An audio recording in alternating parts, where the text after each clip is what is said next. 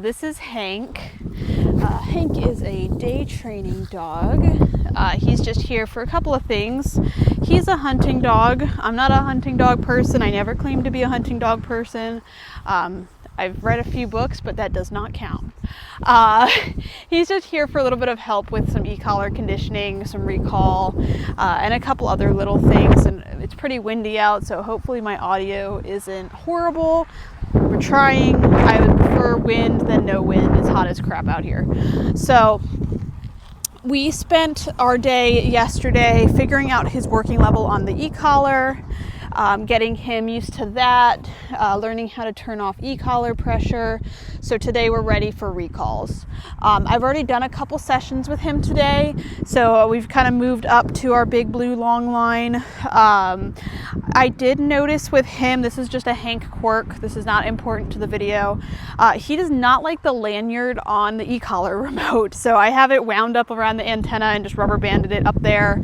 When it comes to recall, I don't care how crappy my dog's recall looked, it's always going to end in a reward for them. There's never anything bad about coming back to me. I'm never going to punish a dog for coming back to me. So I want to make sure that anything that could be unintentionally adversive to him, like if he recalled in and the e-collar lanyard is flapping in the wind, that's potentially adversive, and that could make him not want to come back to me. With recall, I don't want to sit here and hammer recall, recall, recall. That's not realistically how my dog is going to perform in real life, whether they're a pet dog, hunting dog, sport dog, whatever. So I'll let him go off and sniff and potty and do whatever he wants. I'm sure there's bugs and all kinds of great stuff in the grass. But when I'm ready and I feel like he isn't paying attention to me, I'm going to give him a courtesy command of his recall command, which I'm going to expect him to blow off at this point. And then I'm instantly going to start tapping the button of his e-collar remote. His specific e-collar is more of like a tap sensation. It doesn't seem to hold stim like some of the other models do. There's nothing wrong with that. I'm just going to adjust by continuously tapping the button until I see him make the decision to return to me. Now, you got to work with what the dog finds rewarding. This is his second day here with me. So food really isn't something he's crazy excited about with me right now. I've tried him with some of my different toys. None of them are as cool as the bumpers at home. So that's totally fine. It seems like the best thing for him right now. And I'm just going to hold him here because I don't want him wandering that way. But best thing for him right now is praise. So that's what I'm going to go with for the most part.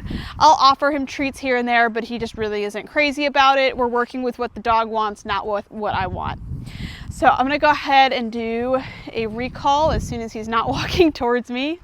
Here, and I'm tapping, tapping, tapping. Yeah, good boy. And I'm going to be, wow, super. I'm going to be super crazy. The more embarrassing I am, the better his recall is going to be. We can always polish the ending of it better later on, whether that's going to be a flip into heel or what. I just want him to have motivation coming towards me. Good boy. Free. I always mark my recall with a free. I don't want my dog to decide when they're going to excuse themselves from the situation. I tell you when you're good to go back out again. So we'll let him wander out. Free. Come on, Bubba. And there's nothing wrong when you're in the beginning stages like this with recall.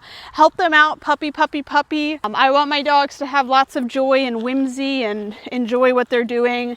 So I try to go a little bit crazy with them. All right, so we're investigating. I'm gonna wait for him to get a little bit deeper into the distraction because Dad says he recalls pretty good until there's other options. So I'm trying to catch those times where we've got better options than returning back to me. It's a good time to practice my horrible line management skills anyway. Free. I did have him on a flexi lead for our last session, but I noticed he kind of didn't care for it. He was a little bit worried about where the leash connects to the slip collar he has on. So I just went ahead and did this long line, and he seems to be a lot more willing to wander out on the long line. So we're just gonna stick with that.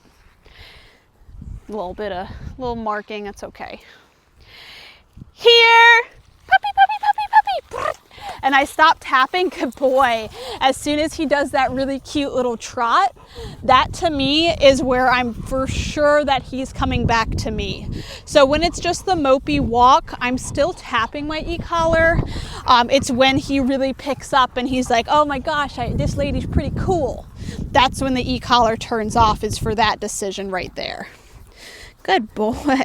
Wowee. Say wowee. Wowee. Yeah, he's just a big love bug, huh? And I make sure my reward lasts a good while. I'm not just going to pat him on the head and tell him to move along. Again, this is a reward for him. This is what he enjoys. And I'm trying to let my line be as neutral as possible. Naturally, he's going to step on it a little bit. It's a line, but I want it to be not super involved. So I'm not really pulling him with it or anything.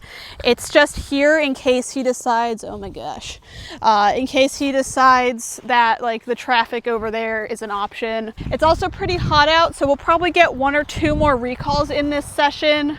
What I've been doing with him, since it's so hot, is like we do it quite a bit in the morning, and then like when he's about to go home, we can get a little bit more in like lengthwise. But we just do a lot of really brief sessions, and a lot of recall is pretty boring. I hope you guys are really entertained watching me wander around the yard, but we try to create realistic stuff. Here, puppy. Yeah, good boy. Wow, super. Good job, Bubba. Wowee. Wowee, wowee. Free. So the reason I layer things the way I do is ideally we want him responding off of the here command. However, I also want him to learn that there's a consequence for not coming, because we're constantly, there's a sticker on you. We're constantly in competition with everything in our environment to get his attention. So I do want that consequence to be there, but ideally he's coming off the vocal because he knows what the other options are. I'm not on a very high level for him. I'm a little bit higher than I was yesterday. Man, these stickers are just horrible. I'm a little bit higher than I was yesterday, so we figured out he feels it on about 6 or 7 yesterday in the house, in like a no distraction environment. Out here we've got distractions. So I'm on level 9, and I'm teaching him that he can turn pressure off, because the e-collar is a form of pressure, by complying to the command. So he can avoid it altogether if he'd like, but he can also turn it off if it turns on. Here, tap, tap, tap, tap, tap, tap. Come on, wow. And now I stop tapping. Come on, Bubba, wow. Come on, wow. Yeah, super. And he's pretty tired, so we're gonna call it on this one, because he's slowed down so much and I don't want him to overheat. But you can see I stopped tapping when he kind of secured that his choice was to come back. So we're still just gonna kind of keep doing reps of this until I'm not really needing my e-collar most of the time. But he's doing really good considering this is day 2. Typical, everyone's my friend lab, and I appreciate that personality for sure.